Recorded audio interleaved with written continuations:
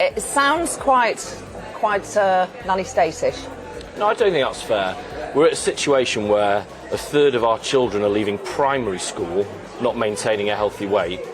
And, that is a really significant problem. It's a problem for them later in work, in their education. So we think this is a proportionate way of improving that. He also said that he wanted to boost alcohol labelling. He said this in an interview.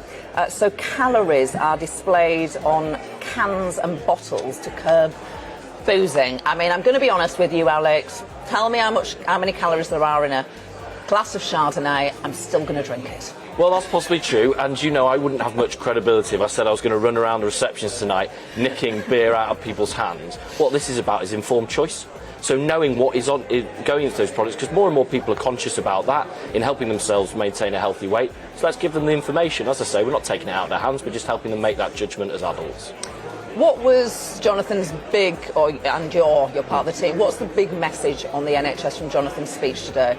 Well, I think it was the thing I took away, and the thing I hope viewers will have taken away, is that hospitals are for fixing people, but that health starts at home, and we've lost that in this country. We've lost investment in public health services around childhood, around helping people deal with drugs and alcohol. So actually, let's get back to doing those things that will save us in the long run financially too, and it'll be very good for those people. So that's what I hope viewers have taken away from it. Spending more money. There's a lot of spending commitments at this conference. But the great thing about this is that it saves you money. The NHS was already really struggling going into this crisis. Why? And that's because the government had cut preventative schemes in the name of saving money, but actually they've cost us more money because smoking, if you develop lung cancer, that's a very terrible thing for you and your family. It's very expensive too. Smoking cessation services are really, really cheap, but we've cut them in this country. It's daft. Let's get back to those things, invest properly, and we'll see the returns. I think that's actually very prudent. What mood is the Labour Party in? The last time that this conference was in person, it was bitter, it was arguably poisonous, it was very, very divided. Those divisions may be diminished, but they haven't gone away. No, that's part of a process. I mean, last time was really hard. Me and my wife talk about this. We said it's like being at a football match. You're kind of just waiting for something to go off. It's not like that now. We've lost 4 elections in a row, Gloria. We have to change as a party. There will be pains as part of that process. But I hope that when viewers see what's going on in the hall, they listen to our front bench spokespeople, they're giving us a second look and saying, actually, Labour are changing. We sent them a message in 2019 and they've heard it and things are different. So that is a process, but I think we're going in the right direction. I'm very optimistic about the future. Everyone, it's hard to find anyone who doesn't write off your chance at the next general election, to say the mountain is just too great. That's nonsense. That's absolutely nonsense. I'm sorry.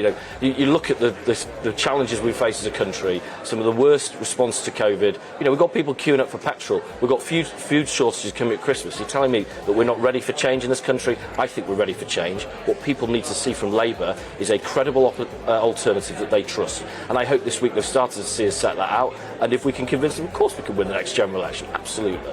Some people say that it would be a radical alternative to give a £15 an hour minimum wage. What's wrong with that? Andy McDonald's walked out of the shadow cabinet. Well, yeah, I mean, that's Andy's decision that's had to be made. We're clear that we want to tackle low pay, and we've said £10 an hour. It's about what the living wage is, a little bit more than that. We think that work should pay. We want people to go to work, be able to feed their families. That's the right thing to do. We think that's set at the right level. That's the right policy, and that's why we've gone for it. Andy, in response to Andy McDonald, your colleague Ian Murray says he believed that Andy's resignation was a deliberate act of sabotage. Well, I can't see into Andy's soul. Only he will know. He says that's not the case. I genuinely take people at their word in life. It's a bit easier if you do.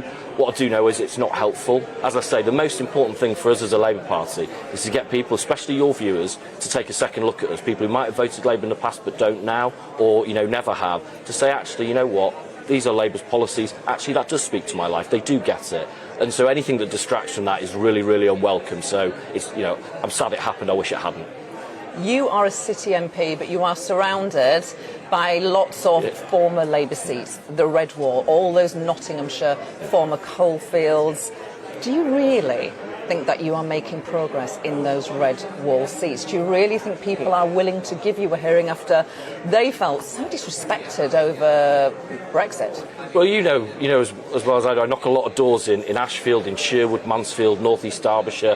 What I'm finding on the doorstep is people aren't ready yet to say, yes, we're with you now, but they are listening to us again, which in politics is a really precious thing. There are green shoots. We just won a by-election in North East Derbyshire. That's the first time in some time that we've been making progress there. So, I am not complacent about that. I am not, going to over-egg that as saying that, yes, it's all just come back in a rush, but we have to earn that. We've lost that trust. We have to earn it. And we're doing it doorstep at a time, and as I say, I'm very optimistic about that.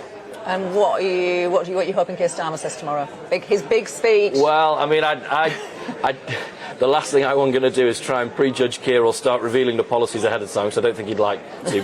But what people say, they want to see an assertive Labour Party that's talking about the things that matter to them in their daily lives. Perhaps less what the Labour Party members want, and maybe even people like me, but actually more what the general public want. That's what I want to see from Keir tomorrow, and that's what I think we'll be seeing from him.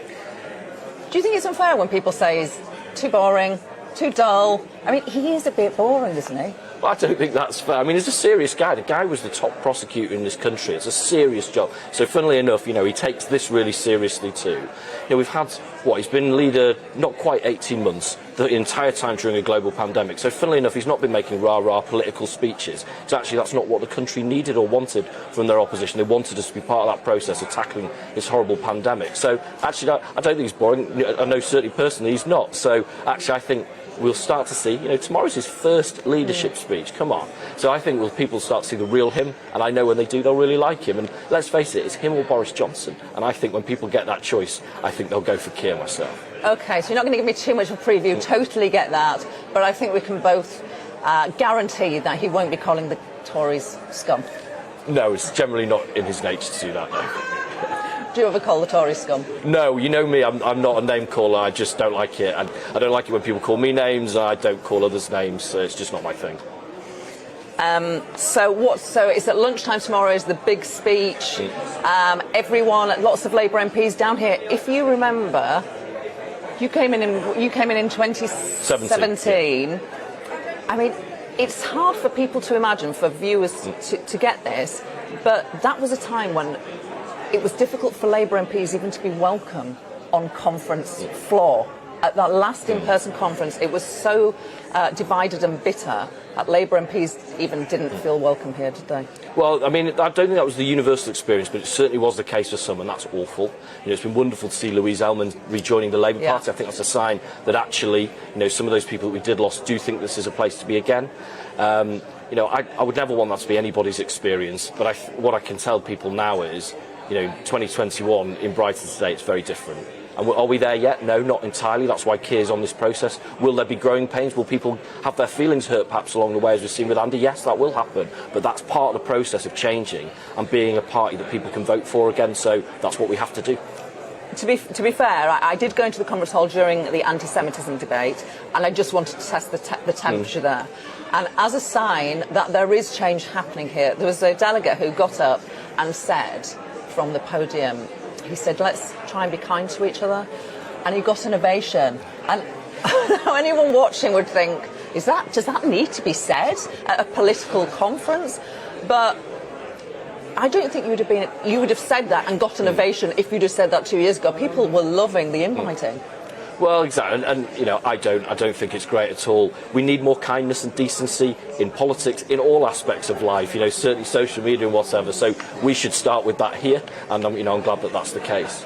Just back to your brief, face-to-face GP appointments.